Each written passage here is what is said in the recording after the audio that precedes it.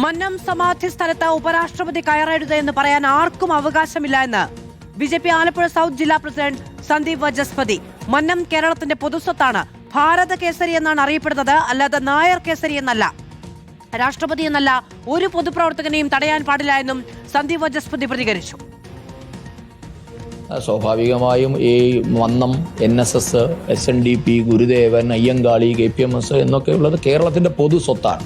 അദ്ദേഹം ഭാരത കേസരി എന്നാണ് അറിയപ്പെടുന്നത്, അല്ലാതെ നായർ കേസരി അല്ലല്ലോ. അപ്പൊ അങ്ങനെ വരുമ്പോൾ അത് എല്ലാവരുടേതുമാണ്. അതുകൊണ്ടാണ് അങ്ങനെ പറഞ്ഞത്. അപ്പൊ അദ്ദേഹത്തിന്റെ സമാധി സ്ഥലത്ത് വന്നിട്ട് ഉപരാഷ്ട്രപതി കയറരുത്, അല്ലെങ്കിൽ ഉപരാഷ്ട്രപതി പ്രധാനമന്ത്രിയോ ഉപരാഷ്ട്രപതി ഇനി ആരും ആയിക്കോട്ടെ, ഒരു പൊതുപ്രവർത്തകന്, ഒരു സാമൂഹ്യ പ്രവർത്തകന് അദ്ദേഹത്തിന്റെ മാർഗദർശിയായ ആളുടെ സമാധി സ്ഥലത്ത് ചെന്ന് ഊർജ്ജം ഉൾക്കൊള്ളണം എന്ന് തീരുമാനിച്ചു, അദ്ദേഹത്തിന് ഒരു ആദരം അർപ്പിക്കണമെന്ന് തീരുമാനിച്ചാൽ അതിനെ തടയാനുള്ള അവകാശം ആർക്കുമില്ല. അതൊരു യാഥാർത്ഥ്യമാണ്. കാരണം അവരൊക്കെ കേരളത്തിന്റെ, രാജ്യത്തിന്റെ, ഈ ലോകത്തിന്റെ തന്നെ പൊതുസ്വത്താണ്. മന്നം എന്നുള്ളത് എല്ലാവരുടേതുമാണ്, അതൊരു സമുദായമല്ല. അതാണ് മനീഷ് മഹിപാൽ വിവരങ്ങളുമായി ചേരുകയാണ്. മനീഷ്, ഉപരാഷ്ട്രപതിയുടെ സന്ദർശനത്തിന് അനുമതി നിഷേധിച്ചിട്ട് മാസങ്ങൾ പിന്നിടുകയാണ്. ഇന്നലെ ഉപരാഷ്ട്രപതി അതുമായി ബന്ധപ്പെട്ട പ്രതികരണം നടത്തിയിരുന്നു. പിന്നീട് ഇങ്ങോട്ട് BJP നേതാക്കൾ എല്ലാവരും തന്നെ രൂക്ഷമായ ഭാഷയിൽ പ്രതികരിക്കുകയാണ്.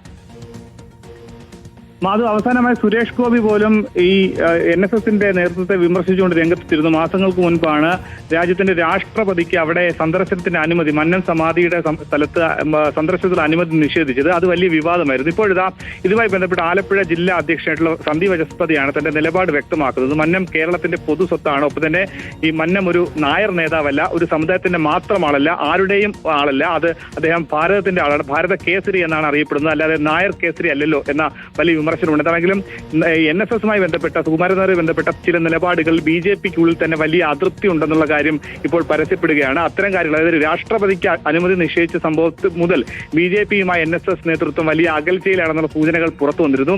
അതിന് പിന്നാലെയാണ് BJP നേതാക്കൾ ഒന്നടങ്കം ഇപ്പോൾ NSS നേതൃത്വം അല്ലെങ്കിൽ G. സുകുമാരനാഥുടെ നിലപാടിനെതിരെ ഈ മന്നം സമാധി സന്ദർശനവുമായി ബന്ധപ്പെട്ട കാര്യങ്ങളിലടക്കം NSS എടുക്കുന്ന മറ്റ് നിലപാടുകളിലടക്കം വലിയ വിമർശനം ഉന്നയിക്കുന്നത്. മാധു, മനീഷ് മഹിപാലാണ് വിവരങ്ങൾ നൽകിയത്.